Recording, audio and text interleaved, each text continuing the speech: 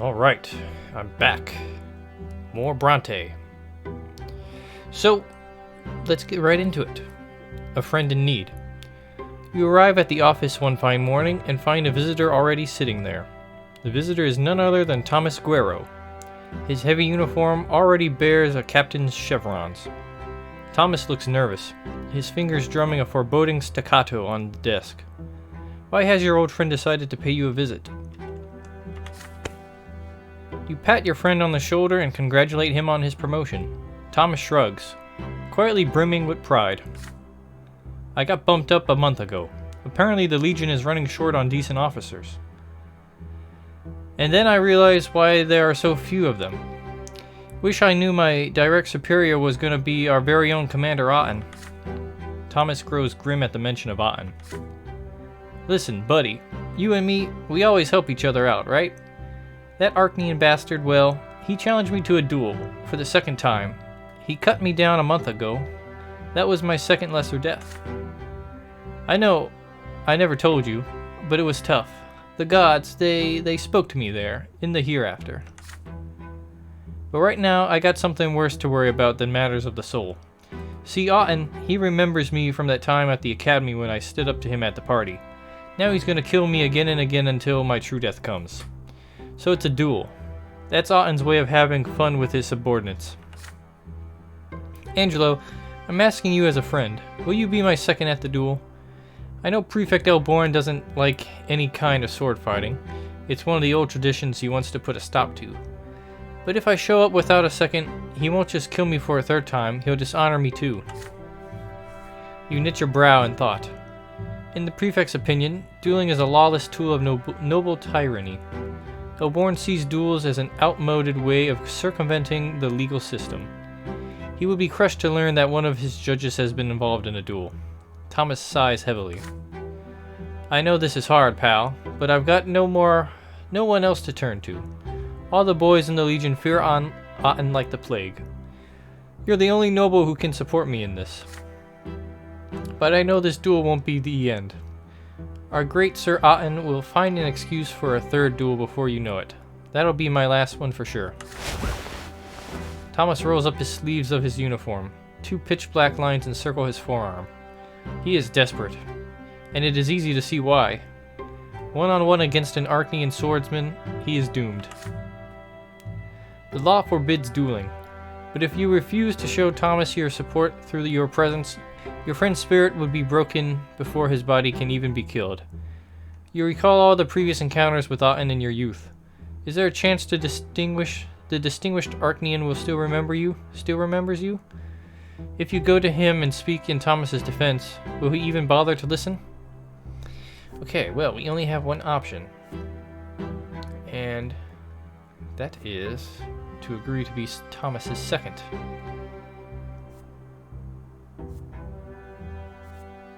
So you cannot possibly leave Thomas in need at a time like this.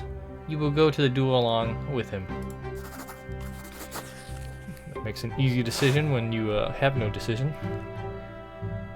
You have been best friends with Thomas ever since you were little boys. Does he really think you would abandon him to such a cruel fate? Of course you will be his second at the duel, no matter what. Your friendship will not be broken. Not even if you risk Prefect Elborn's displeasure. As the two of you walk to the palace ruins, you finally have time to ask Thomas for more information. What was Otton's excuse for challenging him to a duel this time? Here's what happened. Otton told me to head to a nearby town with a squad of Legion soldiers. Solmina, it's called. The villagers refused to pay the Archduke's tax.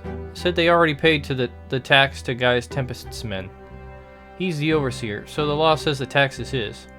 So Otton told me and the lads to string up a couple of the rowdiest peasants and put their houses to the torch to teach the rest of them a lesson.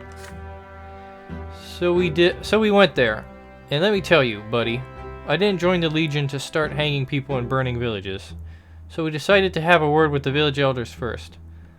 The locals soon realized what was going on. Losing money is one thing, but losing a spare life is worse.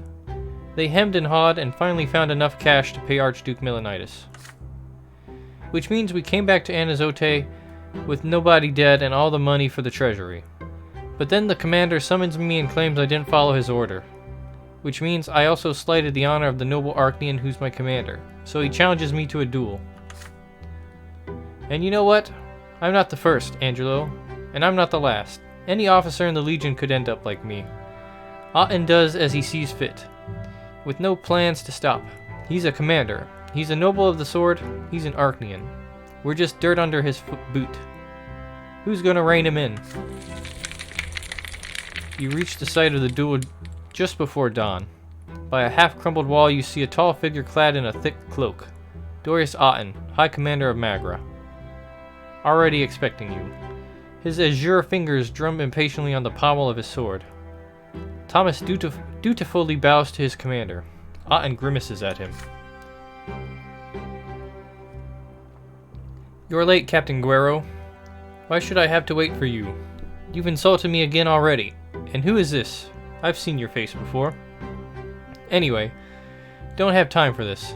Make haste. I have other duels today. The commander's second appears from the shadows, a young nobleman, quiet and eager to oblige his betters. As seconds, you ask the duelists if they are ready. Without a word, Otton draws his sword. Thomas nods anxiously, clearly ready to face another death. The two bow ceremoniously and adopt a dueling stance. The difference between them is apparent as soon as they begin. Otton's sword seems like an extension of his arm. Thomas pales before him, like a clumsy child who has grabbed his father's sword for the first time.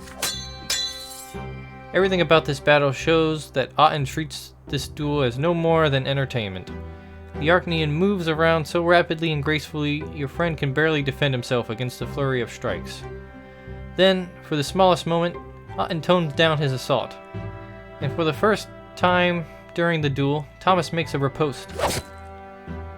Easily, effortlessly, Otton deflects Thomas's blow, and then retaliates. His sword sticks through your friend's shoulder.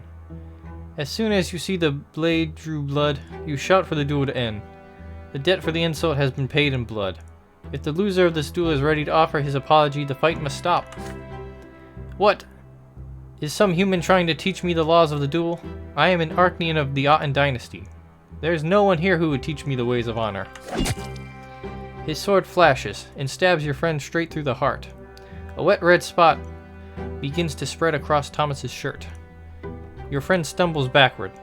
He drops his sword. His knees buckle. A wheeze, another, then a cough full of blood, and his bright eyes grow dim and dull.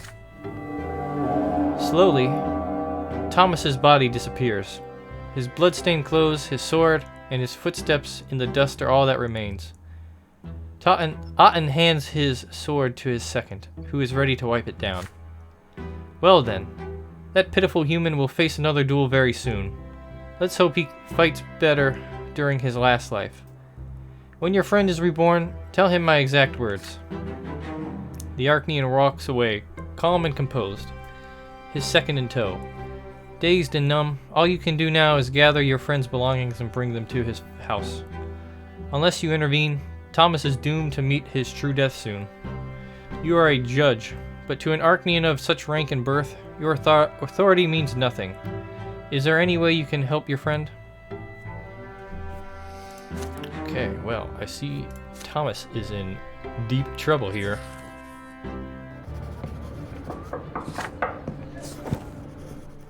The case against Otton.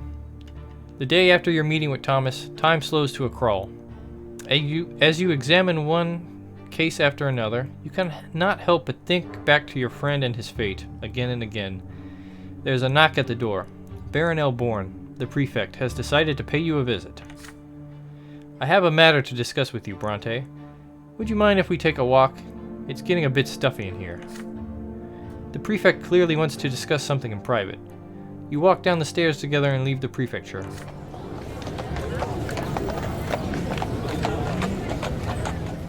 Soon, the two of you are walking down the noisy streets of the Brass District.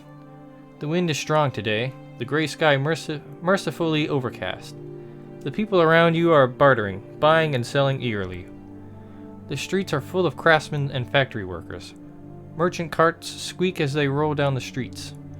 The head of the prefecture looks more worried than usual, lost in thought as he observes the bustling street life around him. Brante, do you recall how he talked about the tyranny of the nobility in the province?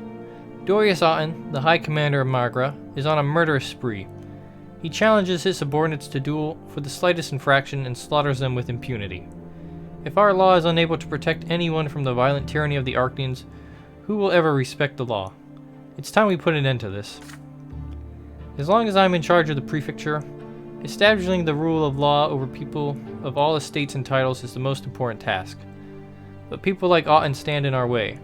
People who think themselves above the law. We need to prove them wrong. I have been informed that Otton has pressured your childhood friend, Captain Thomas Guerrero, into a duel. And I believe Sir Guerrero has sought your assistance in private. Am I right? You admit that it is so. Indeed, as an old friend, Thomas is counting on you to defend him. And so, young Brante, I believe that to be reason enough to entrust this case to you officially. If you find yourself doubting your abilities, know that you are my best candidate. No other judge would have the courage to prosecute an Arctian. That, and I trust you more than any ordinary judge. I spoke to your father, but even he would not accept this undertaking. He says your family has worked too hard to be ennobled by the sword to risk it all now. But you bear no such burden, do you? As it stands right now, sentencing an Arctian to even the smallest punishment is unthinkable. But, drop by drop, water can wear down any stone. We will make our way to Otton, but we must do it slowly and carefully. What we need is a perfectly prepared case. We need you to find enough incontrovertible evidence and enough witnesses who are willing to testify in court. But I'm sure you realize that even this won't be enough. To force an Arctian to go to trial, don't you, Angelo? We have to change the unspoken rules in our city and province. We'll start with lower-ranking people, lower-ranking cases, and little by little, we'll establish rules that even highborn nobles will have to obey.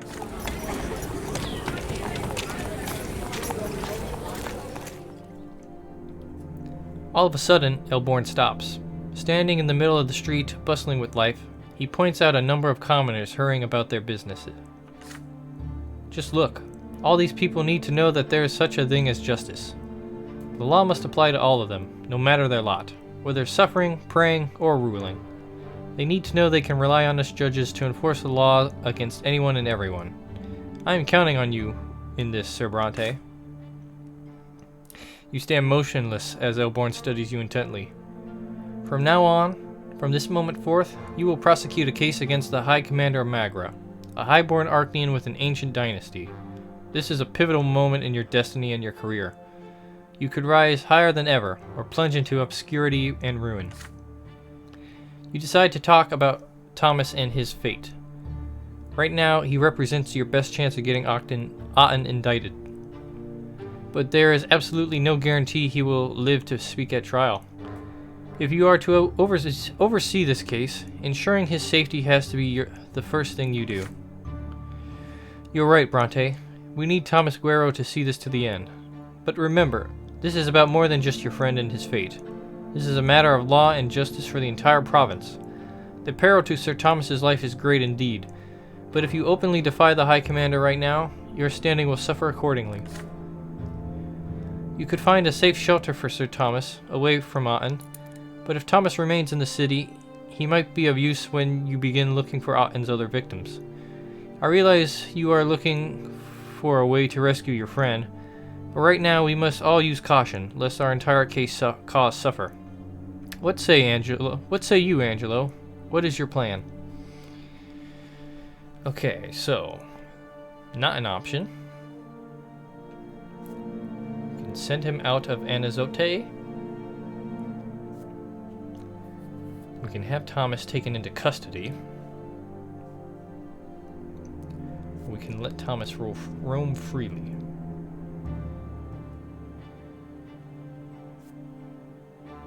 Well, I don't want to lose a reputation.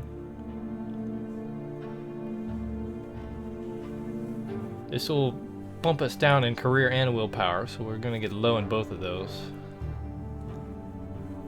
This seems like a rough choice, but I feel like it's the best one.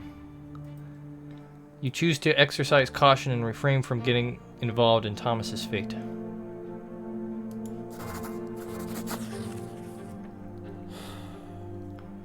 You informed the prefect that observing Thomas without interference would be the best course of action right now. The time to counter Otton with decisive action has not yet come. You must not put an entire cause at risk just to save one man, even if that man is a key witness. In all honesty, Brante, I have to admit you're right. We can only hope Sir Thomas has what it takes to fend for himself. For now, this course of action should keep your position as a judge safe and secure, without drawing the ire of the high nobility. Well, we should get back to work. Begin preparing the case at once. Back at the office, you send a note to Thomas's address. A brief request to visit you at the prefecture as soon as possible. He returns to your office that evening. You have not seen him for just one day, but he looks a decade older. It pains you to see him so downcast. You explain the situation to him, carefully choosing your words. Otton is well on his way towards being punished for his crimes. You are building a case against the High Commander of Magra, but you need evidence to prove Otton's guilt, and you hope Thomas will help you find it. You are going to do everything you can to stop Otton's murderous rampage, but you have neither the authority nor the connections to protect Thomas at present. Your friend will have to be prepared to fend for himself. Thomas hunches over, his exhaustion showing, and gazes at you dully. Just taking on a case against the Arachnean means a lot to me. I agree to bear witness. Do whatever you can. Life goes on. I'll go back to the Legion and do all I can to stay out of Otton's way. I'll be fine. Thomas shakes his hand. Shakes your hand. His head, my hand. It takes him a significant effort to rise from his seat and walk out the door. You remain in your chair, deep in thought. Your friend is still in danger.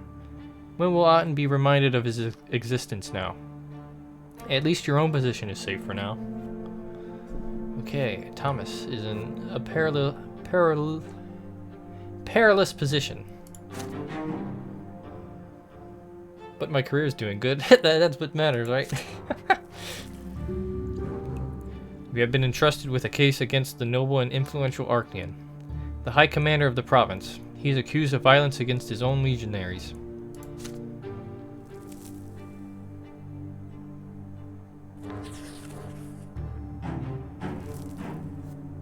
The road to the top. This event is a consequence of your previous actions. Career greater than 5, not branded by dishonor.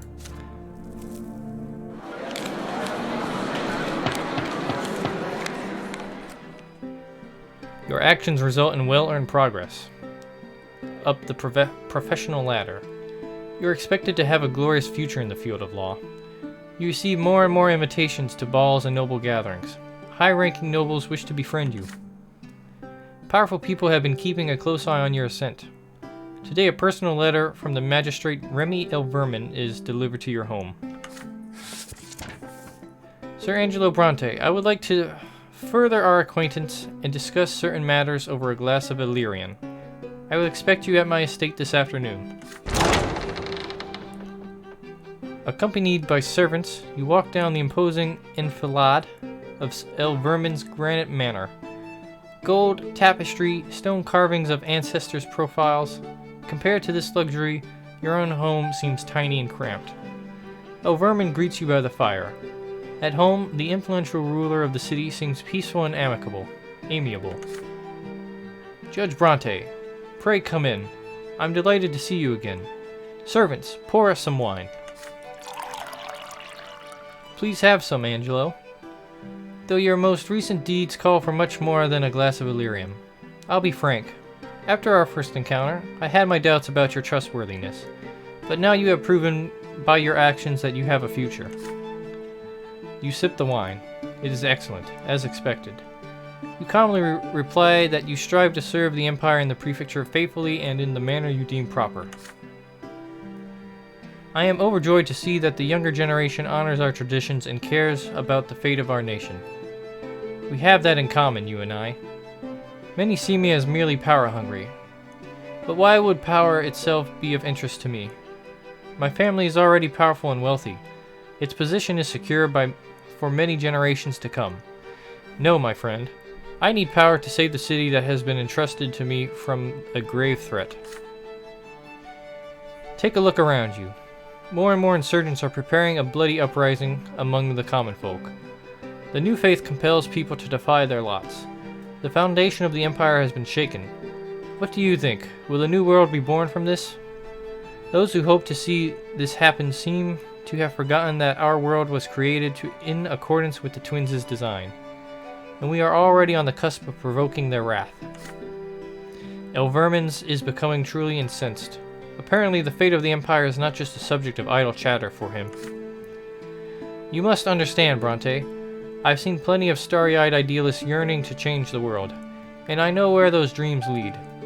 We have trespassed against the sacred order, and now we are on the verge of the wrath of the gods. I am a nobleman and a citizen of the Empire, and it is my duty to save this world from ruin. While the Overseer and the Archduke persist in their futile squabble, the danger is growing. It's time to take matters into our own hands. I'm seeking allies, people who will stand by my side to protect the city and the Empire. I hope you have the courage to become one of us. Let me speak plainly. Prefect Elborn is, alas, among those who are dragging us towards our destruction. He aims to subject all estates to the tyranny of the law. Tyranny of the law, huh? He seems to have forgotten that the law must serve the good of the Empire and be a mainstay of order. But Elborn wishes to disrupt this order. He is pushing for the lowborn to gain power. What do you suppose will be the first thing they do once they get it? They'll take up arms and destroy this country. Elborn has doomed himself to a shameful fall. Meanwhile, the city needs someone at the helm of the prefecture who is bound by honor and concerned about the fate of the Empire. You could be that someone, Brante. You stare at your glass of wine, trying to hide your feelings. If you prove yourself worthy in the future, Sir Brante, I can promise you the post of the prefect of Magra. I hope you see it not only as a chance to elevate yourself, but also to make your mark on history. Side with me, and together we'll save Anazote from the uprising. If you remain Elborn's servant, you both will lose and fall together. So we can refuse and protect our career, which will hurt reputation. Refuse and protect your family, or we can agree, which would betray Elborn.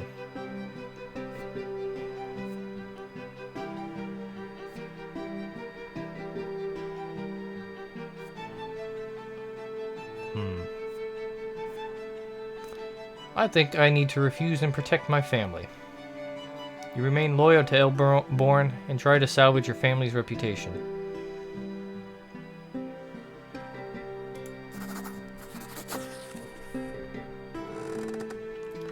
Silence.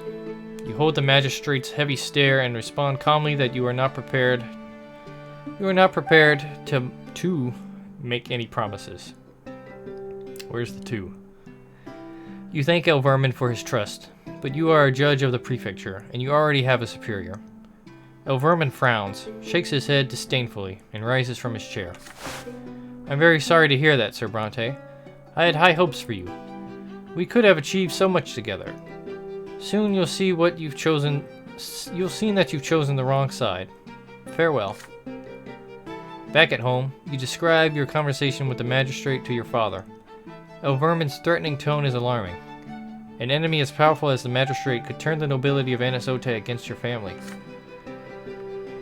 I'm proud of you for staying loyal to our friend Elborn. The magistrate is a dirty schemer who is only using his talk over honor and protecting the Empire as cover. Don't worry about the family. I'll make sure to talk to the noble families of the city in advance in order to get ahead of the magistrate's plot. Hopefully this will be enough to protect our reputation against his slander. Your father's efforts to thwart Elverman's schemes have been successful so far. But your feud with the magistrate has a damaging effect on your career. The documents you prepare take weeks to be signed. Obtaining an audience or arranging a meeting is frequently impossible. You hear anxious whispers behind your back. Angelo Brante crossed the ruler of the city. Steer clear of him. Okay, well, so much for the road to the top. Vermin seems like a not-so-good man.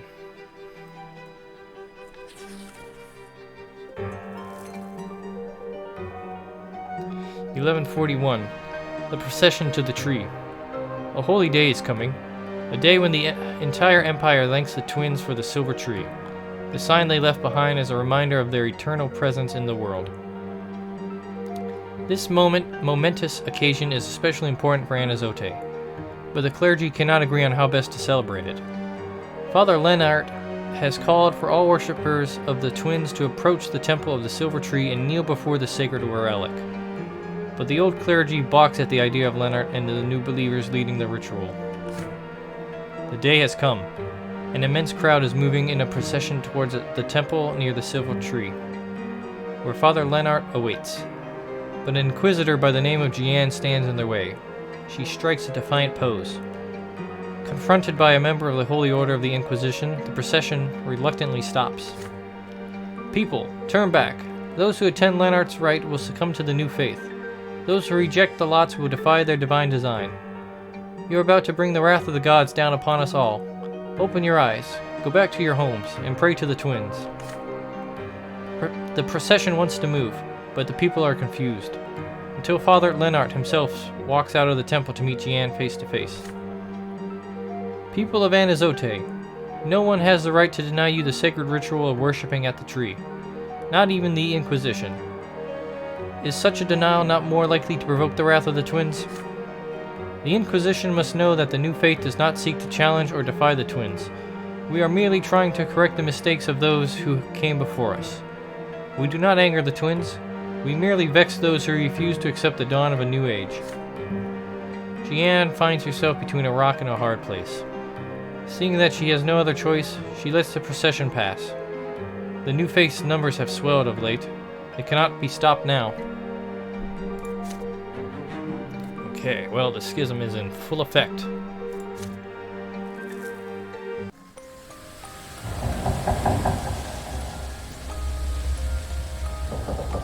The Festival of the Silver Tree. Today is an important holiday. The entire Empire is celebrating the Festival of the Silver Tree, which commemorates the parting gift of the twin gods, the divine sapling they planted in our mortal world, in the middle of Anazote. The family of the city spend the day in peace and quiet, contemplating the divine roots that join together all people, their bloodlines, and the entire empire. Mother always oversees this holiday. The day before the festival, she seemed to have shaken off her usual apathy and engaged in the preparations with excitement. It was all through her illness. It was as though her illness has loosened its grip. Mother gathers the entire family for the holiday meal. Father is in high spirits today, sharing jokes with you and Nathan. Stephen is trying to suppress his atypical agitation. Gloria is the last to join you at the table. She is wearing new breeches with high stockings and a yellow vest. Gloria, you're wearing men's clothes again. No, Mother, I'm wearing clothes women are forbidden to wear. Father gives Gloria a stern look. Stephen rolls his eyes but says nothing. Suddenly Nathan speaks up. A few days ago in the market, I saw a grocer dressed as Overseer Gaius Tempest. He had a huge carrot for a scepter. He got a sound drubbing, of course, but until then, it was quite a hoot. Everybody laughs at the ridiculous story, relieved. Even Gloria has a smile on her face when she sits down. The feast commences. Your home family feels warm for a moment. I'm digging the art of this photo. Taking a pause to look at it all. Take it all in. It wasn't so long ago the four of you couldn't even ever reach the top of this table. The first words you said, Gloria, was gimme. Nathan used to climb to my skirt all the time, almost tearing it. And you, Angelo, you couldn't talk at all yet, but your piercing stare was so expressive, it felt as if you were talking to me. I don't know, I feel like I came before Nathan there, Mother. Mother looks at Stephen and suddenly grows quiet. When I met Stephen, he was already 3 years old. He was so serious, and a smooth talker to boot. I remember that he had a music teacher, but he was too shy to play in front of me, so I used to listen from the next room. Stephen's face twitches. The elder brother rises and moves to the old harpsichord. His fingers fly gracefully over the keys. A melody fill the house, fills, melancholy and sweet. The last note lingers in the air, then silence falls. The family is awestruck. Words fail you all. Who wrote that? A nobleman from the capital, between drinking a glass of wine and beating a servant? Your sister's cutting remarks puts an end to your warm, cozy atmosphere. Stephen calmly turns to face her. Yeah, I can see Gloria is quite the troublemaker. No, it was I who composed this piece of music. It is called Mother. Mother rises to her feet. She would have needed help to do this just recently, but now she treads unassisted towards Stephen and draws him close. Stephen puts his arms around his stepmother's waists, then detaches himself awkwardly. May the twin gods bless you, Lydia. Gloria considers this scene with thinly veiled fury in her eyes. Of course, no high-born nobles like Stephen are made for the arts. They're the only ones lucky enough to have a soul and experience inspiration. Unlike us, the low-born, we aren't supposed to feel anything but suffering, let alone express it in poetry. Everyone notices that Gloria is clutching pages filled with writing, her poems. Your sister casts a mournful glance at the family, and her eyes rests upon you. Okay. We can let Gloria read her poems, which will cost us unity. We can interrupt Gloria, which will cost us unity. Or we can appeal to Mother.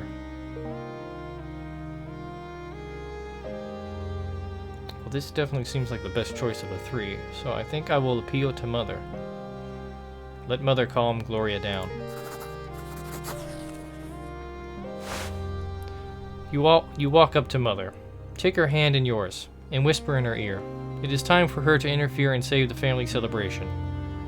Mother nods understandingly. Gloria, my dear child, since you were little, I taught you to care for your soul. But if I failed to convince you, please think about the family that took us in. I implore you, do not take on noble activities. Do not infringe upon the divine order. Gloria's face flushes red with fury. She clasps the pages to her chest. That's right, Mother. Since I was little. Do you think I'm not reminded of it with every breath I take? Of all the things I'm forbidden to do, I'm lowborn. My dear girl, listen to me. There is more to life than you and your aspirations. You are a member of the Brante family, and our family is part of a greater universe. Your actions affect us all. We are not isolated. We are being watched by the city, by the empire, by the twin gods themselves. So I'm not allowed to bear your name, but I still have to bear all the responsibilities that come with it. What hypocrisy. Gloria runs out of the room, outraged and tearful. The family is left dumbfounded. Finally, Stephen speaks. I hope, Lydia, that you can still make her see reason. Your words were wise. Let us heed them ourselves. The celebration continues despite Gloria's absence.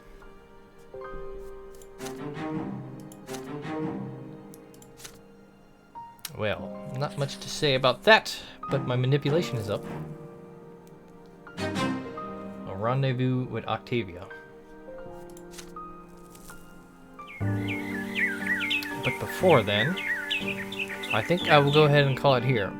So, thanks for watching. I appreciate it. I love you. Not really.